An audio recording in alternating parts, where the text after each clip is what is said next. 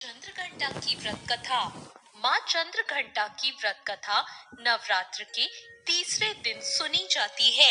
नवरात्रि के तीसरे दिन माता चंद्रघंटा की पूजा करने से जीवन के सभी कष्ट दूर हो जाते हैं।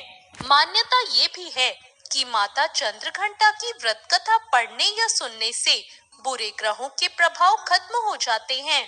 नवरात्रि, जो कि हिंदुओं का विशेष पर्व होता है, इन दिनों माता के 900 रूपों की पूजा होती है। नव दुर्गा की पूजा आराधना सच्चे मन से करने से व्यक्ति की सभी परेशानियां और भय दूर हो जाते हैं।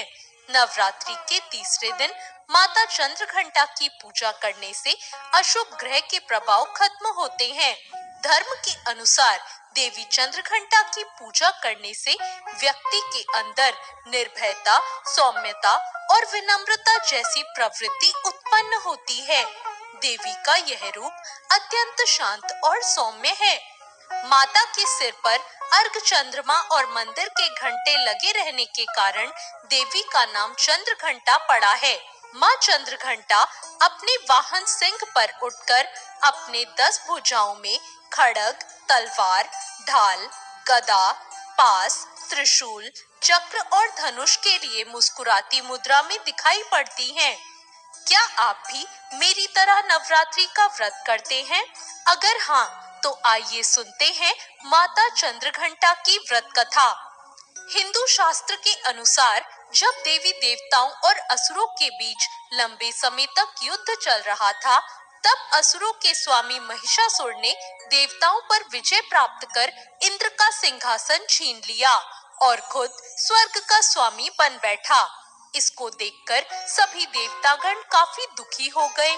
स्वर्ग से निकाले जाने के बाद देवतागण इस समस्या से निकलने के लिए त्रिदेव यानी ब्रह्मा, विष्णु और महेश के पास गए। वहां जाकर सभी देवताओं ने असुरों के किए गए अत्याचार और इंद्र, चंद्रमा, सूर्य और वायु और अन्य देवताओं के सभी छीने गए अधिकारों के बारे में भगवान को बताया। देवताओं ने भगवान को बताया कि महिषासुर के अत्याचार के कारण स्वर्गलोक तथा पृथ्वी पर अब विचरण करना असंभव हो गया है।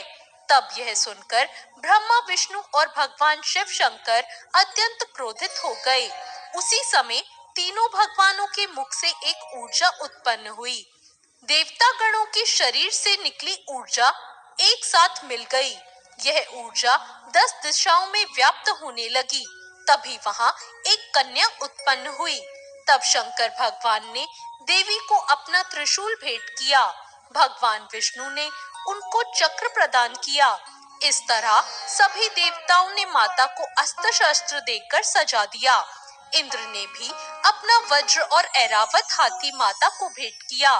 सूर्य ने अपना तेज, तलवार और सवारी के लिए शेर प्रदान किया।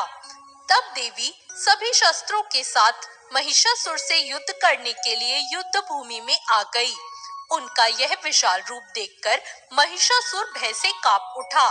तब महिषासुर ने अपनी सेना को माँ चंद्रघंटा पर हमला करने को कहा। तब देवी ने अपने अस्त्र शस्त्र से असुरों की सेना को क्षण भर में नष्ट कर दिया। इस तरह माँ चंद्रघंटा ने असुरों का वध किया और देवताओं को अभयदान देते हुए अंतर्ध्यान हो गई। या देवी सर्वभूतेषु माँ चंद्रघंटा रूपेण संस्थिता, नमस्तस्यै नमस्तस्यै नमस्तस्यै नमो नमः। तो ये थी माँ चंद्रघंटा की कथा। आपको